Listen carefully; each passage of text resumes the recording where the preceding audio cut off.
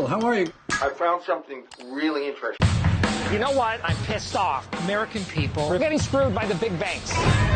Into my office and says, there's some shady stuff going down. I'm sure the world's banks have more incentives than greed.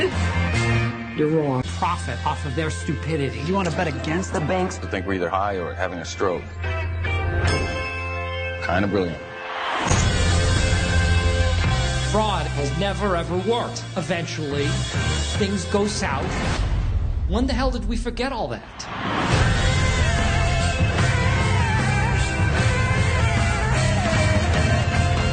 You just did?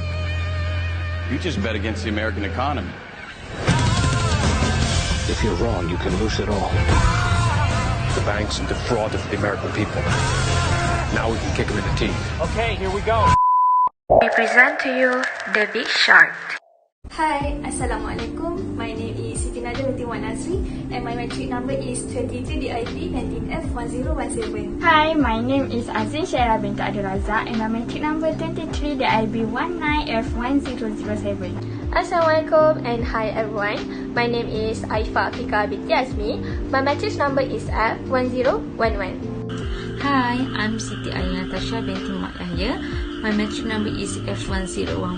The Big Short is a 2015 American biographical comedy drama film directed by Adam McKay, written by McKay and Charles Randolph. It is based on the 2010 book The Big Short, Inside the Doomsday Machine by Michael Lewis. So the movie focuses on the life of several American financial professionals who predicted and profited from the build-up and subsequent collapse of the housing bubble in 2007 and 2008. The movie is noted for the unconventional technique it's employed to explain in financial instruments.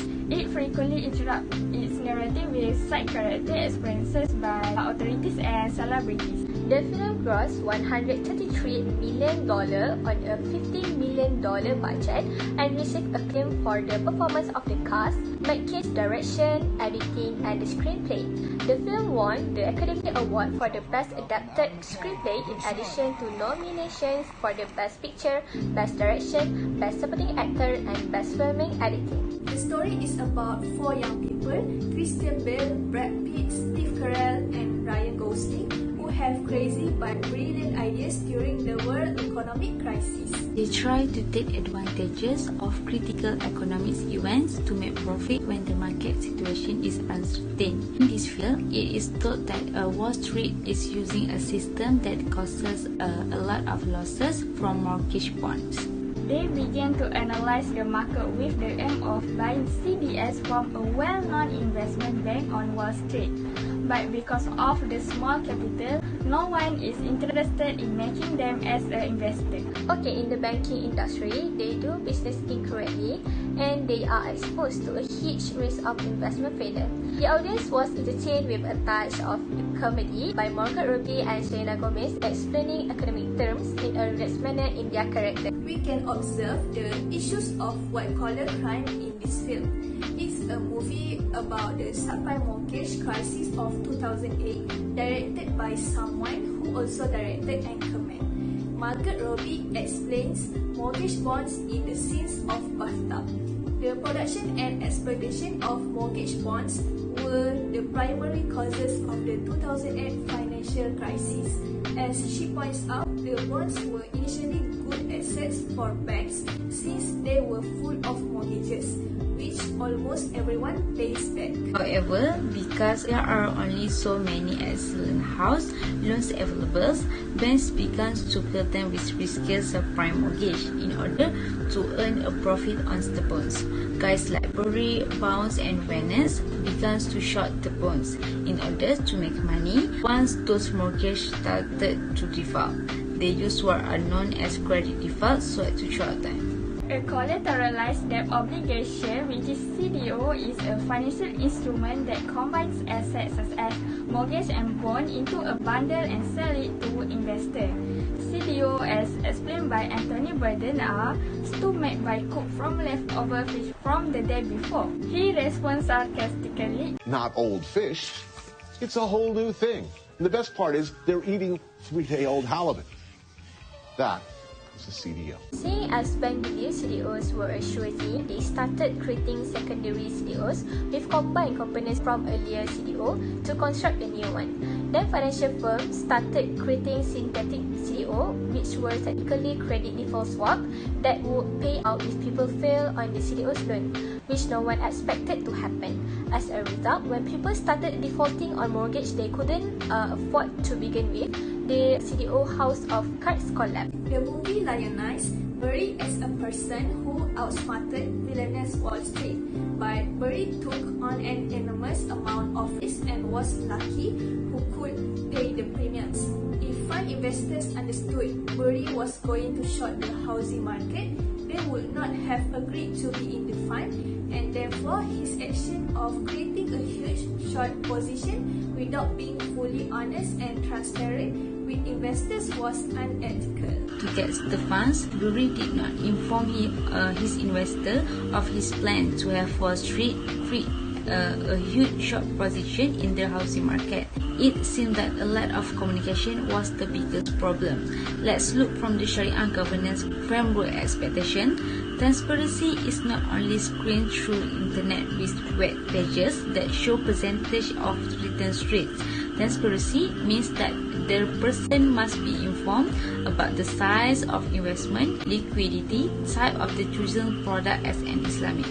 To ensure that every function in the Sharia governance framework is sufficiently exposed to current development in Sharia-related matters, it is the responsibility of the management to develop and adopt a holistic culture of Sharia compliance within the organization and disclose all the matters. The holistic culture of Sharia compliance refers to the way in which the IFI complies with Sharia principles and its overall Islamic financial business operation. The management must ensure that Sharia policies and procedures are accessible at all times to those involved in the implementation of Sharia governance and the Sharia policies. The procedure shall provide clarification on matters related to the end-to-end process of Sharia governance in the IFI. Same goes to this movie.